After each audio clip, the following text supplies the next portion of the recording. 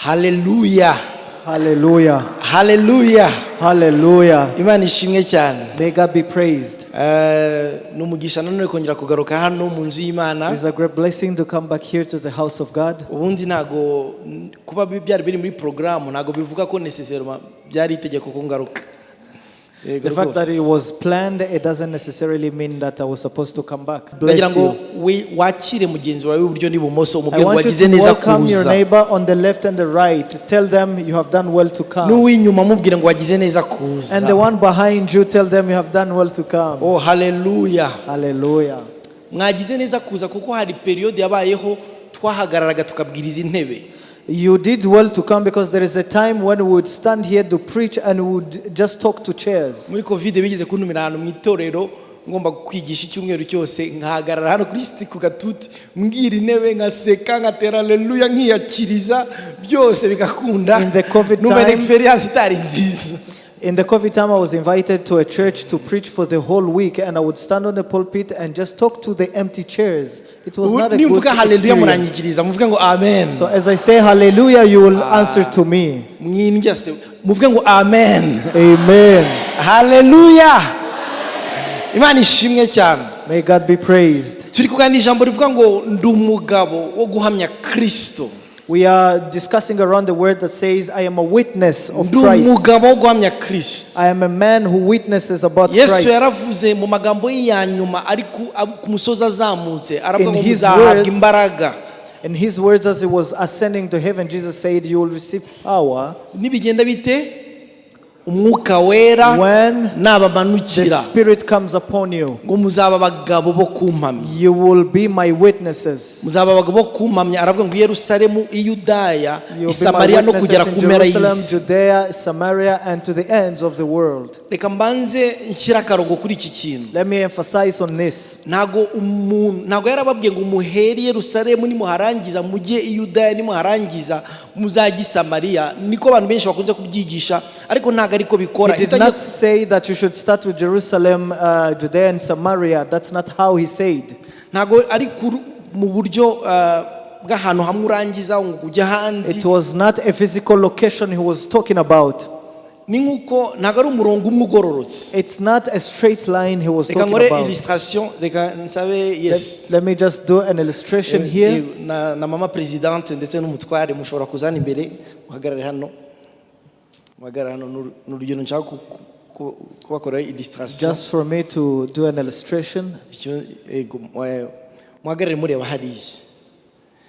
Hari igihe umuntu atekereza ubwira umuntu ngo jya kuvuga ubutumwa bwiza wenda muri South Sudan akavuga ngo nakimisagara sindayirangiza ngo niyo Yerusalemu yanjye. Noneho wamubwira ashyigikira ivugabutumwa wenda mu bihugu by'abayisilamu akavuga no reka mbanze muri famille yanjye, ariko si uko bimeze. Ntago ari mu buryo buri lineaire, ntago ari mu buryo bw'umurongo muri ubu So buryo. when you are sent out to preach the gospel, it's not in a linear way where you have to start with your own place and then go onwards like that. Sometimes we call people to go preach in South Sudan and they say, oh, I'm not done yet with Kigali. But that's not the way it's Ariko to be bashobora done. gukora uruziga ahangaha But they can make a circle. Dore nuko Yesu yarabivuze. Now this is what Jesus meant. Nusoma igitabo cy'ibyakozwe n'intumwa nuko uzakibona. When you read the book of Acts, this is how you will see it. Ibyakozwe n'intumwa 1:8 yarababwiye ngo muzahabwa imbaraga mujye kuba abagabo bo kumpamya. In 1:8 it says you shall receive power for you to go and witness about me. Hanyuma mu byakozwe n'intumwa 8:1 And in tubona Acts umuevangeliste 8:1 yagiye Samariya guhamya nanone we Yesu. see another evangelist who had gone to Samaria to preach about Christ. Ariko arangije atuma ku bandi bantu bari bari Yerusalemu ngo muze mumfashe. And then he sent a message back to Jerusalem calling on people to come and help him. No mu ngendo zose za Paulo yakoze ingendo 3 z'ivugabutumwa n'urwa 4 rwamujyanye i Roma. And also in his journeys, Paul, he did 4 of them for evangelism. Zose yarazikoraga akagaruka mu itorero ryo muri Antiokia yari yarakuriyemo. Uburyo bwo kuvuga ubutumwa ni Yerusalemu, Yudaya, Isamariya. So he would just go in rotation, Jerusalem, Judea, and Samaria. He would always go back to his original church in Antioch. So ntago ari ukuvuga ngo ndarangiza kimwe, niyo mpamvu no mu ivugabutumwa tubabwira kujya gusengera umuryango wanyu tukajya no hanze, ni mu buryo, muri ubu buryo busa nkaho buri virtuel cyangwa se bugaruka buri gihe. This is how we do even when we come to your families to pray for you and so on. It's just a rotation that we are doing in evangelism. Igihe Yesu yarababwiye ngo muzaba abagabo bo kumpamya. So when Jesus said that you will be my witnesses, ubundi haramutse habaye nk'impanuka ahantu, so for instance if an accident took place in some place, hanyuma abantu babiri bagonganye, umwe akabwira undi ngo niwe wangonze, undi akabwira undi ngo niwe wangonze, and the two people were involved in that accident, they just finger point each other, you knocked me out. Iyo haje police iravuga ngo ese nta mugabo wabonye uko byagenze. So when the police comes, the police will ask, do we have any witness who saw this? Umugabo ni umuntu babonye igikorwa uko cyagenze. So a witness here, we're talking about an eyewitness. Yesu abwira abigishwa rero ngo muzaba abagabo kumpamya. So when Jesus spoke to his disciples saying you will be my witnesses, yarababwiye ngo mugende murebe ubuzima nabayeho, nabaye imbere yanyu mwarambonye. It's like he was telling them, go observe my life, I lived with you, saw me. Mujye kubahamiriza abandi. Go testify this to others. Ibyo nakoze mubihamiriza abandi. What I did, go testify to others. Nanone akababwira ngo mwarabonye ko napfuye, mujye guhamiriza abandi ko napfuye. And also he meant, you saw me dead, go tell them that I died. Turi kumwe murandeba twarasangiye narazutse, mujye guhamiriza abandi ko nazutse. You see me as you can see me, we shared meals together, now I'm raised, go tell them. Ibintu bitatu yarababwiye ngo mujye guhamya imirimo ya Kristo, guhamya urupfu rwa Kristo no guhamya kuzuka kwa Kristo. The three things he wanted them to witness about was his death, his works and his life. Nawe iyo bagubwiye kujya guhamya, nawe ukubwiye kujya guhamya ibintu rimwe na rimwe utarasobanukira. And when they send you out to go and witness, they are not asking you to go and talk about the things you don't know. Guhamya uzahamye Yesu wamenye. When you go to witness, just witness the Christ you have known. Ntuzajye kuvuga ikinyamaswa cy'amahembe 10 ndetse don't go about talking about uzavuge Yesu uburyo yagukijije. Just talk about Jesus in the way he said. Oh, Bwana Yesu asifiwe sana. May Jesus be praised. Yesu. Go speak about Jesus. Niyo mpamvu bakunda kubwira abantu b'aba evangeliste bagiye guhamya, vuga amagambo make y'urukundo rwa Kristo Yesu, wirinde kujya muri Daniel n'iminsi 260 rimwe na rimwe natwe tutasobanukiwe neza, wirinde kuvuga ibindi uvuge Yesu gusa. That is why we advise evangelists that whenever they go out to preach, they just need to focus on Jesus. Muri Kristo harimo imbaraga ubwazo. In Christ there is enough power zituma imitima ihinduka, that will transform hearts. Muvuge ngo amen. Hallelujah. Hallelujah. Hallelujah. Ndagira ngo tusome ijambo ry'Imana Paulo yandikiye abakorino, rwandiko rwa kabiri rw'abakorino. Let's read the second epistle of Paul to Corinthians. Igice cya 5. In chapter 5. Turasoma imirongo 2. We'll just read 2 verses. Cyangwa 3 or 3. Abakorino ba kabiri igice cya 5 ku murongo wa 15. 2 Corinthians 5:15. Dusimbuke wenda gatoya dusome n'indi mirongo 2. And then we'll jump a bit and continue. Bibiri iravuga ku murongo wa 15 w'Abakorino ba kabiri, akavuga ngo kandi uyu Yesu yapfiriye bose ngo kugira ngo abariho be gukomeza kubaho ku bwabo, ahubwo babeho ku bw'uwo wabapfiriye akagira gute akanabazukira. Oh, hallelujah. And he died for all, that those who live should live no longer for themselves, but for him who died for them and rose again. Ku murongo wa 18 hatakatubwira ngo ariko ibyo byose bituruka ku Mana, Imana yiyunze natwe ku bwa Kristo ikaduha umurimo wo kuyunga n'abandi. Now all things are of God, who has reconciled us to himself through Jesus Christ and has given us the ministry of reconciliation. Ku murongo wa 20 Bibiri ikavuga ngo nicyo gituma tuba intumwa mu cyimbo cya Kristo, ndetse ngo bisa naho Imana ibingingira muri twe, ngo nuko rero turabahendahenda mu cyimbo cya Kristo kugira ngo mwiyunge n'Imana. Amen. On verse 20 it reads, now then we are ambassadors for Christ, as though God were pleading through us. We implore you on Christ's behalf, be reconciled to God. Muri iri jambo harimo ubwiru bukomeye tutaza gusobanura bwose, ariko ubwiru bukomeye. There is great mystery in these words. ku murongo wa 20 Bibiliya yavuze ngo nicyo gituma ngo tuba intumwa mu cyimbo cya Kristo. And on verse 20 it says, this is why we are ambassadors for Christ. turi abambassadeurs. We are ambassadors for ndagira ngo Christ. unsurize excellence mwegeranye. I want you to greet the excellency next to you.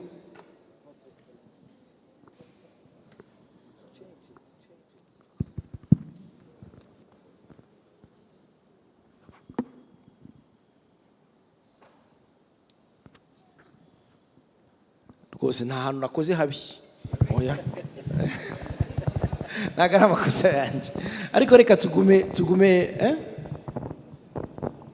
okay alright nahakoze habi niko bambwiye meya culpa n'amakosa yanjye mumbabarire nagira ngo tugume hano Bibiliya iravuga ngo nicyo gituma tuba intumwa mu cyimbo cya Kristo. And the Bible says that this is why we are ambassadors for Christ. turi abambassadeurs mu cyimbo cya Kristo. We are ambassadors for Christ. nari mvuze ngo nsuriza excellence mwegeranye. I Excellence said, greet the excellence your next excellence to the you. ambassador Greet the excellence next to you. mu cyimbo cya Kristo. Oh That's the hallelujah. excellency. An umwambasaderi ambassador for Christ. abahagarariye inyungu z'igihugu cyamwohereje. An ambassador represents the interest of the country that sent him. abakristo Paulo yavuze ngo Imana yaduhaye ministeri yo kuyunga n'abandi. And as Paul said, believers, God gave us the ministry to reconcile him with others. yavuze ku murongo wa 15 ngo kuko tuzi yuko ngo umwe yapfiriye bose ngo kugira ngo be gukomeza kubaho ku bwabo ngo babeho ku bw'uwo wabapfiriye akabazukira. And on 15 he said, he died for all, that those who live should live no longer for themselves, but for him who died for them. dukeneye gusobanukirwa yuko kubaho kwacu ari gukwiriye kubaho ku bwa Kristo, ku bw'inyungu za Kristo. And we need to understand that our living should be only for the interest of Christ. ariko kenshi hari igihe turangara tukabaho nk'aho dushaka kuryoshya gusa kubaho ku bwacu hanyuma nitwite ku itegeko yadusigiye ryo kujya kuvuga ubutumwa And most bwiza. of the time we get distracted thinking that it's all about us, and we ignore the commission he gave us.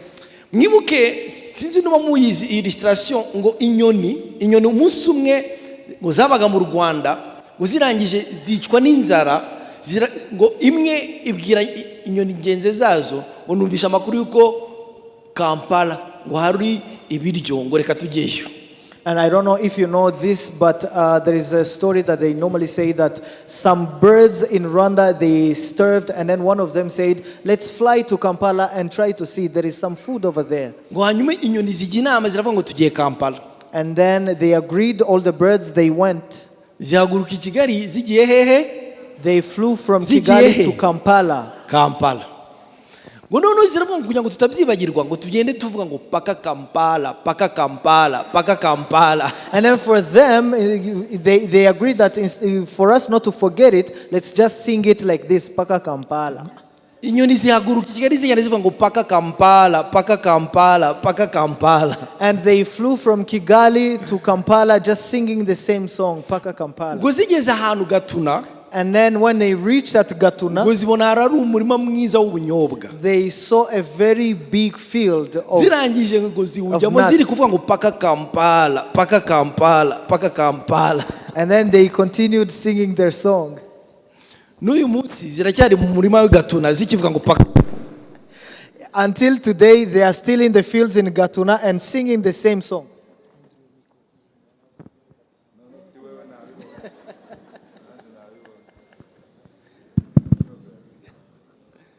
bijya bibaho muri tekinike ariko mwumve icyo nashaka kubabwira. hari abakristo benshi bavuga ngo twebwe turi intumwa mu cyimbo cya Kristo, turi abarokore ariko badakora umurimo Imana yabageneye.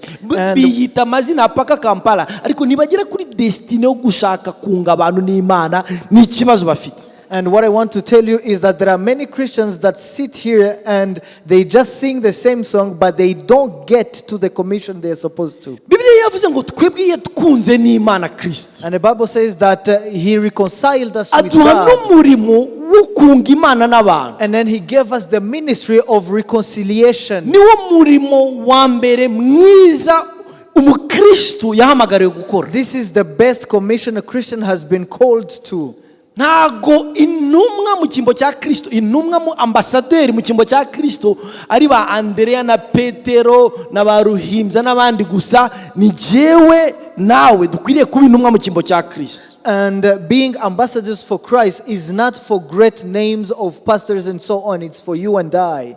Kandi iyo tutabikoze, and when we don't do it, tuzagibwaho n'urubanza. Nicyo cya mbere, ariko icya kabiri nanone hari abantu benshi tuba duhemukiye. A blame will be on us, but also we'll have done something, we'll have done injustice for other people. Sinzi niba technical team hari aka video nabahaye kugira ngo baze guprojecta, sinzi niba bashobora kugaprojecta. There is a short video I had asked the technical team to help us. Reka bagashyireho hanyuma dukomeze mu ijambo ry'Imana. Let me ask them to just put the video and then we'll continue with the word.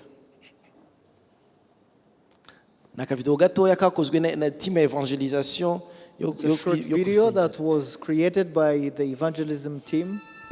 Nafashe gahunda yo gusura abarwayi. Nje mu cyumba cy'ibitaro, hari umukobwa ukiri muto umaze kurangiza amashuri. Uwo munsi nafashe gahunda yo gusura abarwayi. Nje mu cyumba cy'ibitaro, hari umukobwa ukiri muto umaze kurangiza amashuri, arimo aritegura uko azakomeza masters. Nabonaga yishimye ku buryo nibajije impamvu ari kwa muganga. Muganirije ambwira ko ababara gahoro mu nda, ariko mu gihe gito yumva azaba atashye. Twaganiriye ku buzima bwe, tunaganira ku bijyanye n'ubugingo bw'iteka. Namuganirije iby'icyaha no ku nzira ihebuje byose Imana itubabaremo ibyaha byacu, ariyo kwizera Kristo. Yanyumvaga atanyitayeho, nyuma arambwira ati, "Meze neza, mfite ejo hazaza heza kandi mfite intego mu buzima, mfite abankunda benshi. Mu minsi mike nzakomeza amashuri, nzaba umwarimu muri kaminuza kandi nzaba n'umukire. Nkuraho ibya Yesu rero, kuba ndwaye ntacyo bihindura ku byo nifuza. Ntabwo nigeze mba umunyedini, ibyo ni by'abasaza n'abakecuru. Ndacyari muto, ndi mwiza, mfite imbere hanjye heza hantegereje, nkeneye iki kindi se? Naho ibyo gukizwa n'ibya Yesu ngomba kuntegereza kugeza aho nzasazira." Uwo munsi ndi mu nzira mva ku bitaro, numvise mbabaye ko yanze kwizera Yesu. Hashize iminsi mike nasubiye kwa muganga nitwaje igitabo nari namuguriye ngo ahari kimufashe gufata icyemezo. Ninjiye mu cyumba cye ndumirwa kuko yari arembye.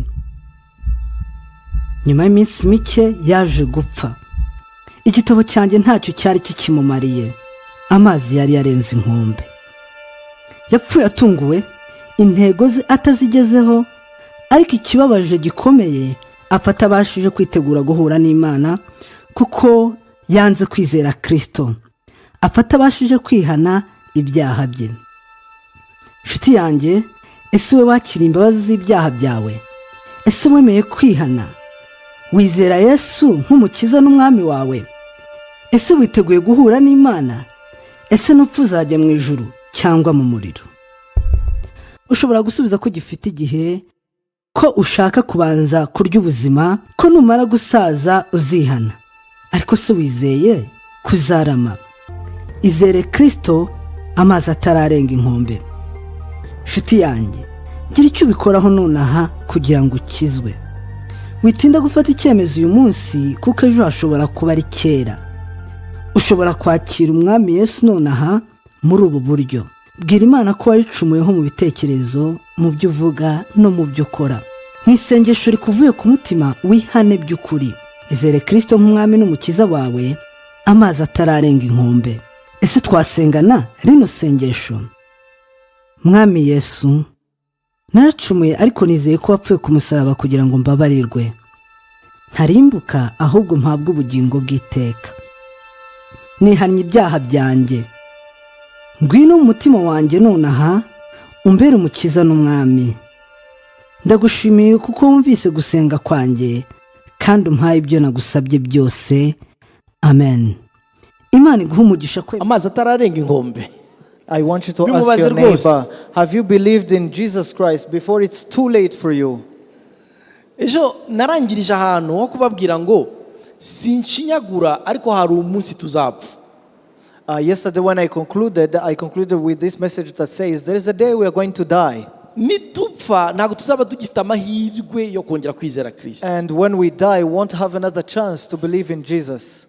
Kandi ndasenga rwose ngo twese ko twicaye muri iri teraniro And I pray that as many as we sit in this room, tube twarafashe icyemezo cyo guhubuzima bwacu. I pray that we'll have made the decision to believe in Jesus. Kuko umuntu ashobora kuba mu barokore benshi akamenya indirimbo zo mu rusengero, yewe akamenya n'amazina na anniversaire za pasteri, ariko ataraha ubuzima bwa Kristo. Because one can live in a Christian community and they haven't believed it. They know all the songs, they know the names and the birthdays of the pastors. Dukeneye kuvuga ubutumwa bwiza. So we need to preach the good news Amazi atararenga iki? before it's too late. Amazi atararenga inkombe. Before it's too late. Zimwe mu mpamvu tuvuga ubutumwa bwiza. Now one of the reasons we preach the Ejo gospel. nababwiye iya mbere nuko Yesu niwe wenyine ushobora guhindura umutima w'umuntu. The first I said it yesterday is that Jesus alone can transform one's heart. Iya kabiri nuko muri Kristo Yesu ariho honyine tubonera ubugingo buhoraho. The second Tubonera is that- ibyiringiro by'ubugingo buhoraho. The second is that only in Jesus Christ we have hope for eternal life. Ndagira ngo babwire izindi mpamvu ntekereza ko ari ngombwa ko tuvuga ubutumwa And I bwiza. want to share with you other reasons why I believe we need to share the Dukeneye gospel. kuvuga ubutumwa bwiza. We need to to preach the good news. Icya gatatu nanone cyangwa se igikurikiyeho kuko ibisarurwa bireze. Because the harvest is many. Ivugabutumwa ririhutirwa. So evangelism is paramount. Riri urgent. Kwa kuntu uvuga Is ngo mfite urgent. dosiye yihutirwa gukora, evangelisation irihutirwa. Just like you say in your office that there is something you need to do as urgent as possible. Kuko birashoboka ko Evangelism is tuzagira the same. amahirwe yo kubwiriza amazi nyine yarenze inkombe. Because it is possible that we may not have this chance to preach. Yesu yaravuze muri Matayo igice cya 9 aravuga ngo musabe nyiri bisarurwa. Ntabwo yavuze ngo musabe, yavuze ngo mwinginge nyiri bisarurwa ngo yohereze abasaruzi. And in Matthew 9, Jesus said that plead with the owner of the harvest Ngo so that he may ibisarurwa ni send the byinshi ariko harvesters. abasaruzi ni bake. Because the harvest is plenty, but the harvesters are few. Statistike zitwereka yuko byibura mu mwaka umwe hapfa abantu miliyoni 70. Statistics show us that at least in 1 year, 70 million of people die. Abakristo 9 sur 10 ntibajya babwiriza ubutumwa bwiza bagenzi babo. And statistics also show that 9 out of 10 Christians never share the gospel with anyone. 9 out of 10. ntibajya babwira bagenzi babo ubutumwa bwiza. They don't share the good news. Abakristo ku isi yose ni miliyari 2 na miliyoni 600. There is 2.6 billion Christians in the whole world. Bavuga yuko abakristo babwirije abantu babiri gusa isi yose yabibwirijwe ubutumwa bwiza. It is said that Christians, if they could only bring 2 people to Christ, the whole world would be saved. Ariko ibisarurwa iyo bitinze mu murima bigenda bite? Birabora. But what happens to the harvest when it delays in Abantu the barimo field? barapfa batamenya It dies. umukiza. So people are dying without knowing the Savior. Bibiliya iravuga mu gitabo cya Ezekiyeli, In Ezekiel, the Bible says, mu gice cya 3 cya Ezekiyeli, in chapter 3, Ezekiel, reka masome naho. I'll read it first. Ezekiyeli igice cya 3 Ezekiel chapter 3, ku murongo wa 17. on verse 17. Bibiliya iravuga ngo mwana w'umuntu nakugize umurinzi w'inzu ya Isirayeli, nuko wumve ijambo ryo mu kanwa kanjye ubumvishe ibyo mbaburiza. Son of man, I have made you a watchman for the house of Israel. Therefore, hear a word from my mouth and give them warning from me. Iri jambo ryo kuba umurinzi yabaga ahagaze hejuru ku munara, yarangiza yabona abanzi baje akaburira bo mu mudugudu. The watchman normally stands at the highest peak in the whole district so that he may watch over it. Imana yise n'abavuga butumwa ngo nabarinzi. So God takes evangelists Tujya kuburira abantu yuko nibadaha ubuzima bwabo Kristo bazacirwaho iteka. We go to warn people if they don't give their lives to Jesus, they will be condemned. Bibiliya ikavuga ku murongo wa 18 ngo nimbwira umunyabyaha ni gupfa kuzapfa, nawe ntumuburire cyangwa ngo uvugane n'umunyabyaha umwihanangiriza kuva mu nzira ye mbi ngo ukize ubugingo bwe, uwo munyabyaha azapfira mu byaha bye, ariko wowe ni wowe nzabaza amaraso ye. On 18 it says, when I say to the wicked, you shall surely die, and you give him no warning, nor speak to warn the wicked from his wicked ways, to save his life, that same wicked man shall die in his iniquity, but his blood will require at your hand. 19 birikavuga ngo ariko nuburira umunyabyaha ntave mu byaha bye cyangwa mu nzira ye mbi azapfira mu byaha bye ariko weho uzabukijije ubugingo bwawe. 19 says, yet if you warn the wicked, and he does not turn from his wickedness, nor from his wicked way, he shall die in his iniquity, but you have delivered your soul. ndagira ngo wongere wankuraje mugenzi wawe mwicaranye And I want you to encourage your mubwire ngo neighbor. reka tuburire bene wacu. Tell him, Mwancourage. let us warn our people. Ntabwo bikeneye Encourage kukubamo, them. ntabwo ukeneye kuzabona inzozi zindi Imana yaguhaye ministeri yo kunga abantu n'abandi, yo kunga abantu n'Imana. Ndagira ngo rwose You don't ubikore. need any further dreams. God has given you the ministry of reconciliation. Just do it. Ntabwo ukeneye kubyiyumva mu ubundi buryo. There is no other way you need to feel this in Umunsi umwe yourself. nzabona vision ngo Afrika yozwa n'amaraso ya Yesu. Wapi? Ibyo Imana yabihaye bonke, ariko nawe Imana yavuze ngo yaguhaye ministeri yo kunga abantu n'Imana. There is no way you will ever receive a vision that you are going, you seen the blood of Jesus Ibisarurwa ni byinshi. cleansing the whole Africa. The harvest is plenty. Mwumvishe ubuhamya nanone bw'uriya umwana ngo yarasohotse hari mu bihe by'imbeho abwira se yakunda kuvuga ubutumwa bwiza no kujya kudistribuwa traité bazita impapuro ziba zanditseho ubutumwa bwiza. Ku cyumweru buri cyumweru mugoroba se yasohokanaga n'umwana we bakajya kudistribuwa gutanga impapuro z'ubutumwa bwiza. On Sundays evening, a man would go out with his son to go just to give the piece of papers with the gospel on it. Hanyuma umunsi umwe, And then one day, umwana yambara ikote, this child put on a jacket abwira se ngo dusohoke tujye gutanga za traité. and he told his father, let's go out and share the Rero papers umwana again. w'imyaka 11 witwa Remy. This was Remy, an 11-year-old kid. Hanyuma se aramubwira ngo wapi ngo ikirere kimeze nabi nta mpamvu yo gusohoka. And the father says, oh, you know, the weather's not good, we can't go out. Umwana aramubwira ati no, hari umuntu byafasha ngwino tugende. And the son said, oh, this could help someone, let's just go. Ngo se aramubwira ngo tuzabikora ubutaha. And the dad said, let's do it next time. Ngo Remy aravuga ngo wanyemera nkagenda njyenyine. And Remy asked the father, would you allow me to go Se alone? aramubwira ngo ugende ube maso witonde ariko ugende. And the father said, yes, watch, but go. Umwana arasohoka mu mvura nyinshi And the child left. agenda It distribuwa was za heavily traité. raining, and he went distribuwa za ahead tract cyangwa sharing se the tract, impapuro zari zanditseho ijambo the ry'ubutumwa pieces of bwiza. paper with the gospel on them. Arazitanga ngo asigarana kamwe gusa. So he kept one for himself. Arebye mu muhanda agasanga nta bantu bari mu muhanda. So he looked on the roads and couldn't find Aravuga ngo anyone else. akase ndagatahana cyangwa ndagatanga. He said to himself, am I going to take this back home or I will give it? Ngo arangije aravuga ngo reka nako nshaka uwo nkaha. And he said, let me give it to someone. Ngo arebye ku ruhande abona hari inzu iri aho hafi yaho yarari, arangije aragenda arasona. And the child went to the house next, close there. He rang the bell. Arasona bwa mbere, arasona bwa kabiri, habura n'umwita. He rang 2 times, no one answered. None ngo arakomanga cyane. And then he knocked on the door. Arakomanga. He banged on the door. Ngo hashize nk'umunota umwe cyangwa ibiri yumva harimo umuntu. After 2 minutes, he heard a voice inside. Ngo abona umukecuru aramanutse. And he saw an old lady coming down. Ngo uriya mukecuru aramubwira ngo mwana wanjye urashaka iki? And the old lady said, my son, what do you need? Ngo umwana nawe aramubwira ngo amubwira mu gifaransa, And aravuga the ngo child said- vraiment Jésus t'aime. And the son, the young boy answered, truly Jesus loves Aramubwira you. ngo vraiment Imana iragukunda. And Yesu he said, aragukunda. truly Jesus loves you. Ngo kandi iby'urukundo rwe uraza kubisoma muri aka gapapuro. And the story of his love, you'll read it in this paper. Aragafata wa mama And the old lady took the paper abwira wa mwana ngo God bless you, umwana aragenda. and said, son, God bless you. Ku And the child left. cyumweru ngo pasiteri ahamagara aravuga ngo ese nta muntu ufite ubuhamya washaka guhamiriza abandi imirimo y'Uwiteka.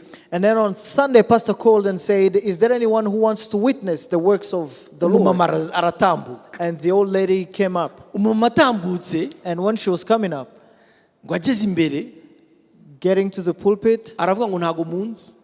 she said, no one Ngo knows me ku here. cyumweru nari narafashe gahunda yo kwiyahura. And she said, on Sunday I had decided to commit suicide. napfushije umugabo ngira ibibazo byinshi I've lost my husband. I ngo had wari so many umunsi mubi problems. cyane That was the worst ngo of my days. hakonje nta muntu ujya unsura undangije ndagenda ngo njya muri grenier njya ahantu hejuru muri parafo tujya tubika ibintu ngo ndavuga ngo ndahazirika umugozi arangije ngo ushyira mu ijosi yitegura kwiyahura. And then she had decided to commit suicide, and nyuma wagiye kumva yumva ngo umuntu arasoni. And then she said, I heard someone ringing at my door. Baravuga ngo nta muntu ujya unsura ngo reka ntegereze ngo baragende. And she said to herself, ngo no yumva one ntabwo normally gusa comes asonye to gusa ngo akubise visit no me. ku rugi. And then she said, they just didn't ring, aravuga ngo didn't nyuma ring, but y'umunota they umwe also nyuma y'umunota bang on umwe the door. baraba bagiye ngo yumva ariko ngo umuntu akomeje She kwensisa said, in kuta ku 1 minute, rugi. the person will leave. They ngo normally akura don't visit me. umugozi wari wageze mu ijosi awukuramo aramanuka. And she removed the other thread she had on her neck, and she went ngo down. afunguye ngo arebye mu maso y'uriya mwana ngo abona ni nka marayika wamugendereye. And when she opened the door, she looked in the face of the child. It ngo seemed abona to be akana an gasa angel neza visiting cyane her. ngo gaseka neza cyane And the child was so good looking and smiling so ngo kagiye beautifully. gufungura amagambo mu kanwa ngo karamubwira ngo vraiment Jésus t'aime ngo afashwa n'iyo vraiment. And nako the kantu kavuga ngo moment the- koko Yesu aragukunda. The moment the child opened his mouth and said, truly Jesus loves you, the When- word truly blessed me. yarageze ahantu ashidikanya urukundo rw'Imana ngo ariko kantu ka vraiment ngo karamufasha cyane. She was at the point she had been discouraged and hopeless, and ngo the noneho word truly, ngo afashe ya traité ngo atangiye kuyisoma ngo asanga ibyiringiro biri mu rukundo rwa Kristo Yesu ngo bimubuza kwiyahura. Oh hallelujah. and then she said, when I took the tract that the kid gave me, and I read the hopeful words of Christ, and I stopped suicide. arangije aza gutanga ubuhamya And then she came to witness. aravuga ngo uyu munsi ngo ndi icyaremwe gishya. And she said, today I'm a new reka mbabwize creation. ukuri ibisarurwa ni Let me tell you byinshi. the truth. The harvest is plenty. ntuzatinye kujya gusarura. Do not be afraid. ntuzatinye kujya gusarura. Do not be afraid niga muri to go universite and nanjye harvest. niga muri kaminuza nigaga muri EPLM. At university, I was doing language program. EPLM ntago tuyizi bamwe na bamwe ariko ni nka gardienne ni nasari. Some of you don't know this.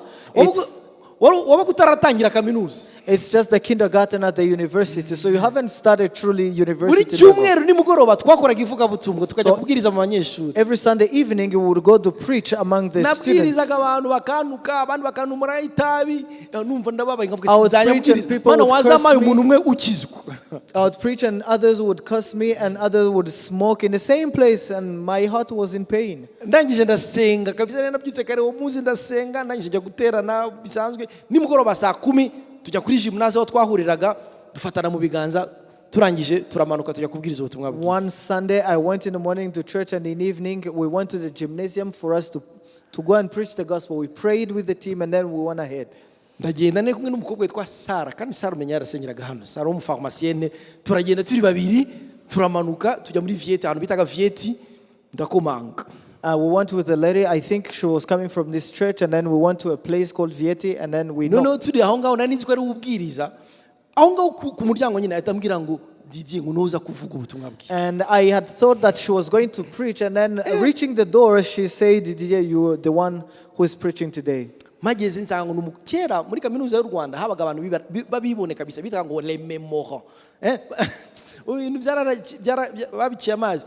ni umuntu wari wararangije kaminuza ari kwandika memoire yararangije amasomo meza. njyewe ntabwo ndatangira kaminuza we afite amakredi ibyo bitaga amakredi donc yarangije memoire yarangije byose ari kwandika igitabo. So we used to have very proudful people back in the day. So there is a team of people, they had finished all their credits, and then they were writing their books. For me, I'm just a beginner. mu cyumba rero hari harimo umumemora. And then in that room, there was this guy who was Arafungura. finishing his work, and he opened the door. nanjye ntangira kuvuga cathedral spirituelle vraiment ka gatabo And I murakazi started to just amagambo preach the n'ingenzi gospel. Imana ushaka kumenya. The 4 important words that God wants you to know. amagambo n'ingenzi Imana iragukunda ifitiye imibereho yawe imigambi itangaje. God loves you, and He has a plan for your life. umuntu ni umunyabyaha kandi ibyaha byamutandukanyije n'Imana. Second, man is sinner and sin has separated him from Yesu niwe God. gisubizo cy'icyaha, niwe rutindo ruduza n'Imana. Yesu niwe nzira n'ukuri n'ubugingo. Jesus is the solution to sin. He is the bridge that reconciles us with Ukeneye God. kwakira Kristo mu buzima bwawe. Fourth, you need to receive Christ. Sinzayibagirwa iyo experience. Yari amagambo yoroshye ndimo I navuga. cannot forget this experience. These were the simplest words Ngiye possible. kubona mbe n'umukobwa mwiza w'i Kigali w'umumemorante, mbona amarira arimo aramanuka ku maso ye. And to my surprise, I saw a very beautiful woman from Kigali who was just writing a Twaramusabye memory. ngo reka And she was tugusengere, aravuga ngo ahubwo ndapfukama mu nsengere. And then we Hari wa said, muntu let us wakira pray Yesu for you. akanamwakira neza. And we just said, let us pray for you. She said, I will kneel down for you to pray for him. Noneho Sometimes people receive Christ. dusohotse muri icyo cyumba, Sara arandeba barambwira ngo ngo ariya magambo wayakuraga he, ngo nibiki wavugaga. Njye ndamubwira nibiki navugaga, navuze cadre spirituel, byari ibintu bisanzwe. Umva nkubwire, kwa gatandatu Imana izasiga amagambo yawe, abantu bazayumva, bazaha ubuzima bwabo Kristo. Ntago ari kubw'imbaraga, si kubw'amaboko, ni kubw'umwuka wera. Avuga ngo amen. After we had left the place, Sarah turned to me and she was like, where did you get these words from? So I said, these are the 4 spiritual laws that I just said. So let me tell you that on Saturday, God will bless your words, He will anoint them, and you will speak the gospel. Ibisarurwa ni byinshi. The harvest is plenty. Ntuzabe muri wa mubare w'abantu basuzugura itegeko ry'Imana. Don't be among those that despise the law of the Lord. Yewe nibikunanira, Yesu ashimwe cyane, nibinakunanira uzajya urarika abantu byibura kuza mu nzu y'Imana. Please, even if it's too hard for you, just invite people to come to the house of God. Bishyurire transport, Just pay their fare ticket. bashakire uburyo bwo guhura n'Imana. Get a way for them to meet with God. Iwacu mu rusengero hari umuntu wajya kuza gutwara umuntu i Nyamirambo. Urusengero rwacu ruri Kimironko, yazaga gutwara umuntu i Nyamirambo akamuzana Kimironko mu rusengero akamutahana watuye Kimironko akabona gutaha.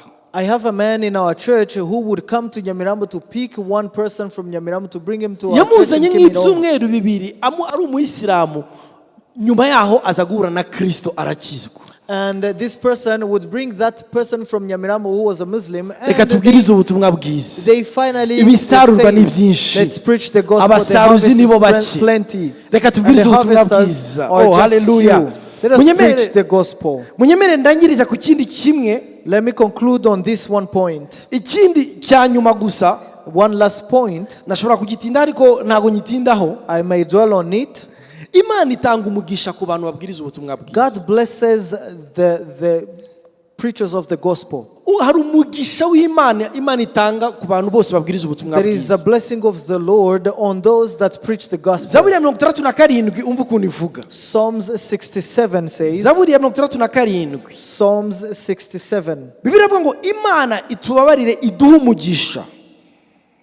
Imana itubabarire iduhe umugisha ngo itumurikishirize mu maso hayo. Niko Bibiliya ivuga rero ngo may God be May God be gracious. merciful to us and bless us Itumurikishirize mu maso hayo and cause His face shine upon us. ngo kugira ngo, vuga ngo kugira ngo. Umva, imigisha Imana yaduhaye ni ukugira ngo. The blessings God has given us are so that Ngo kugira ngo Imana iduhe umugisha ngo kugira ngo izina ryawe ngo rimenywe mu isi, ngo kugira ngo inzira yawe imenywe mu isi n'ubugingo bwawe bukiza bumenywe mu mahanga yose. that your way may be known on earth, your salvation among all nations. Ubugingo bwawe bumenywe mu mahanga yose. Your salvation among all Cyangwa nations. se agakiza kawe kamenywe mu mahanga yose. Your salvation to be known among all Umugisha nations. Imana iduha, Now the blessing of God, amafaranga Imana iduha, the money God gives amagara us, meza Imana iduha, the good life God gives us, cyangwa se impano Imana iduha, kuririmba neza Imana iduha, the gifts that God gives us, singing, ibintu byose Imana iduha Every good kugira ngo thing that God inzira gives us, z'Imana zimenywe kandi n'ubugingo bw'Imana bumenywe mu mahanga yose. it is that all His ways to be known and the salvation among all Uyu mwanditsi wa nations. Zaburi yarakomeje aravuga ngo kandi Imana amoko agushime n'amoko yose agushime. And he continued on verse 3, say, let peoples praise you, O God, let all peoples praise you. Ku murongo wa 8 Bibiliya iravuga ngo Imana izaduha umugisha ngo kandi abo ku mpera y'isi hose bazayubaha.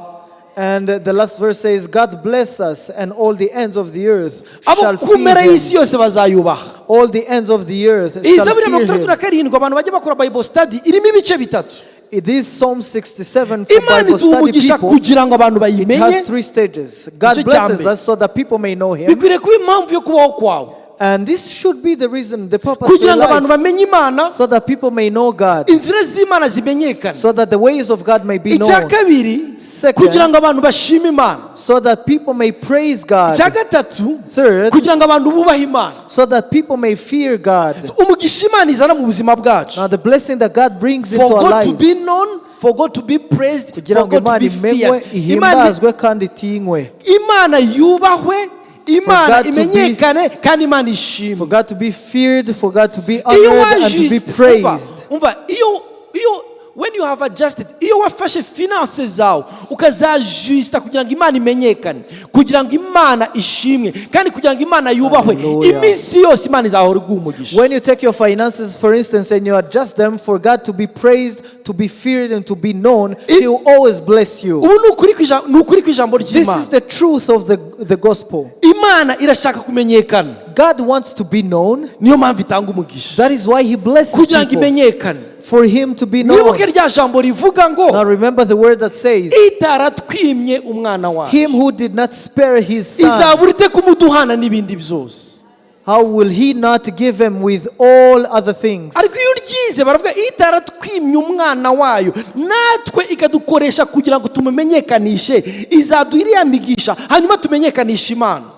And in other words, He did not spare His son, He made Him known to us so that we can make Him known to others, so He will bless us. ndarangiriza nanone kuri iyi témoignage. Now I'll conclude with this testimony. ni umugabo wakundaga tablo cyane, wakundaga paint, wakundaga tablo This is a man murazizi, who loved painting. wa muntu wakundaga gushushanya agakolekisiona amatablo y'abahanga. This is a man who would collect old great paintings. ngo we n'umuhungu we ngo barabanaga bakajya bakolekisiona y'amatablo ahenze. hari Him and amatablo his son- agura amamiliyoni n'amamiliyoni menshi. Him and his son would invest in buying these great paintings. amatablo y'aba Picasso cyangwa se ba Paintings Van from Gogh, Picasso. amatablo ahenze. From many noneho people. umunsi umwe ngo umwana we ajya ku rugamba, And one day ajya kurwana intambara yo muri Vietnam, ari muri Amerika. his son went to the Vietnam ngo War. ageze ku rugamba agwayo. At the battlefield, he hashize igihe died. baza kubwira se ku mwana we yaguye ku rugamba. And after some time, they came to announce to his father that the ngo son nyuma had died. y'ukwezi amenya ayo makuru mabi, ngo abona nanone uwundi mwana araje yinjira mu rugo rwe, aramubwira ngo mu gihe twe turi ku rugamba umwana wawe yapfuye arimo arankiza. And then after 1 month, another young man came in the house and told the old man, when we were at the battlefield, your son came and saved me. ngo bari bandashe, hanyuma aje kumfata kunterura, mu gihe ari kumpungisha nawe baramurasa ahita agwa aho ngaho, ariko ngenda rokoka. So the young man said, they had shut me down, but your son came to save me, and then they shot him, he died, and I was saved. ngo kuko nari mbizi ko akunda amatablo, ngo naramushushanyije, ngo yari yafashe umwana we agerageza kumushushanya mu buryo butari bwiza, ariko aravuga ngo numvishe nta kindi nagushimira ngo kereka kuguhe ishusho y'umwana wawe. And then the young man said, because I knew that your son loved drawing, so I did the best way I could for me to draw him. So I know that you like it. This is the gift I can give you. hashize igihe After some time, runaka wa mubyeyi arapfa. that man also died. haza noteri guteza cyamunara amatablo ye. Now came in a notary who was going to hari haje auction ngo bakiri all kugura the amatablo, paintings. ayo matablo menshi mbese y'abantu bakomeye za Picasso, aho yose ahenze, baravuga ngo ayo yose turayagura. And very rich people came in to the auction wanting to buy all the paintings. noteri atangira kuri ya tablo y'umuntu utazwi ya wa mwana, umwana wa nyiri urugo, aravuga ngo ninde ushaka kugura iyi tablo. And then the notary, he stood up and then he took that last painting of the son who was dying and said, who wants to buy this? ngo abantu bakira bakavuga ngo nongo kuraho ibyo ngibyo turashaka kugura And many people would say, we don't want that. amatablo azwi, reka We just want kugura to buy ibyo ngibyo. those known paintings. ngo hari umujardinier wakoraga muri urwo rugo, So there was a gardener ngo arangije aravuga ngo njye mfite amadolari 10, ngo reka nyatange ngo kuko namenye uyu muntu akoreye kandi n'uwo muntu uri kuri iyo tablo nawe naramumenye ngo reka nyigure And atanga amadolari the gardener said, I knew this man and his son. Let me just give you $10. I buy this. hanyuma uwo mwanya ngo notere itavuga ngo cyamunara irarangiye. And then by that very time, the baravuga notary bati se said, irangiye the gute auction is kandi tablo finished. zihari. And they said, how is it finished? Yet we still have many other paintings. hanyuma ngo noteri arababwira ngo nyir'urugo yaravuze ngo And the ufite umwana azatwara n'ibisigaye byose. And then the notary said, this man had said that Ufite whoever umwana will azatwara buy n'ibisigaye this, byose. my son's Reka tuyakomereze mu portrait mashyi. will take everything else. Reka mbabwize ukuri, ni byiza gutunga, ni byiza gukira, ariko Let me udafite tell you the umwana truth. ntacyo afite. Let me tell you the truth. It is good to be wealthy, but if you don't have the son, you have nothing. Ariko ufite umwana, Imana izamumugisha kugira ngo amenyeshe But abandi if you have the imirimo son, y'Imana. God will bless you for you to make known Ndagira the ngo works of God. nanjye kuva Zion Temple. Bene data wo muri Restoration Kimisagara. Let me tell you, brethren in Restoration Church, twajiste amafaranga yacu. let us adjust our Mwivugabutumwa. finances Mwivugabutumwa. with evangelism. Bavuga yuko Amen. indicateurs z'itorero ryazimye. They Indicateurs say that indicators of a vanishing church, icyambere itorero rigiye kuzima nta murimo w'ivugabutumwa rikora. they say that before a church vanishes, they stop evangelism. Icya kabiri nta mafaranga rishyira mu ivugabutumwa. Second, they do not invest in evangelism. Icya gatatu ntabwo rijya risengera abantu baba ari abasaruzi cyangwa se ibihugu bitarageramo ubutumwa Third, bwiza. they don't bless the harvesters or send Nta out people. assurance dufite, umva mbabwire Restoration Church Kimisagara, So let me nta tell you, assurance Restoration dufite yuko mu myaka 100 iyi ngiyi itazaba ari mosque. We don't have any assurance that in the next 100 Nayo. years, this house won't be Kereka a mosque dukoze ivugabutumwa. Kereka dukoze ivugabutumwa. unless we preach the gospel, Kereka tubwirije ubutumwa bwiza. unless we preach the good nimwiga news. histoire y'ukuntu uburayi bwaguye kubera kuvuga ngo reka dukundane gusa twere imbuto utwo kuvuga ubutumwa bwiza. Europe Hanyuma uyu fell. munsi Europe yaraguye. Europe fell simply because they decided to love themselves and love one another and not share the good news. Now Abayisilamu- Europe is down. Abayisilamu mu Bwongereza bamaze kugura ama eglise 500. 500 eglise. Muslims have bought over 500 churches in Igihugu cya John England, Wesley. the country of John Wesley, Igihugu cya Charles Wesley abantu bazanye reveil. the country of people like Charles Wesley, people who came with Ibihugu nka za Scotland, With ibihugu bya John revival. Knox, ibihugu byakijijwe, ibihugu countries. umwamikazi wa Scotland, umwamikazi wa Ecosse yaje kuvuga ngo atinya amasengesho ya John Knox ngo kurusha ingabo zose z'Ubwongereza. Ariko uyu munsi bwaraguye kubera iki? Kubera kutavuga ubutumwa bwiza.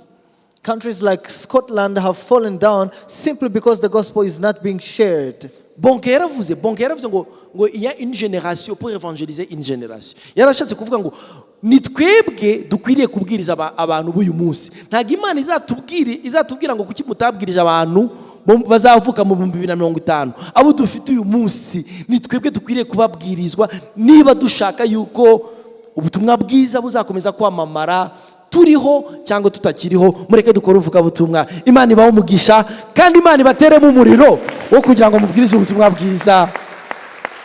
Amen. Amen. Now reka dusoze. Let us Bambwiye close. saa 2 vraiment zirabura. Let us close. I was given Reka until up nsengere to umuntu 8 p.m. utarakizwa.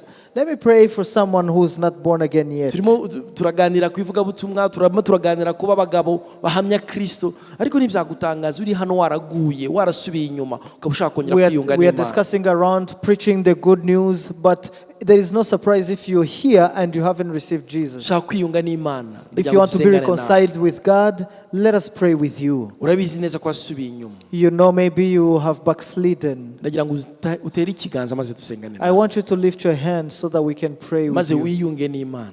so that you may reconcile yourself Uri hano with ushaka God. gukizwa ubuzima bwawe Kristo. If you're here and you want to give your life to Zamura Jesus, ikiganza dusengane nawe. lift your hand so we can pray with you.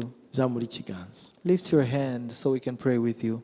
Naho niba mwariyunze na Kristo, If you all have reconciled with Jesus, dufite umurimo wo kunga abantu n'Imana. we have the ministry to reconcile people with God. Reka dusenge. Let's pray. Mana mu izina rya Yesu Kristo, turagushimiye nanone kubw'uyu mwanya wongeye kutwibutsa iyi ministeri waduhaye.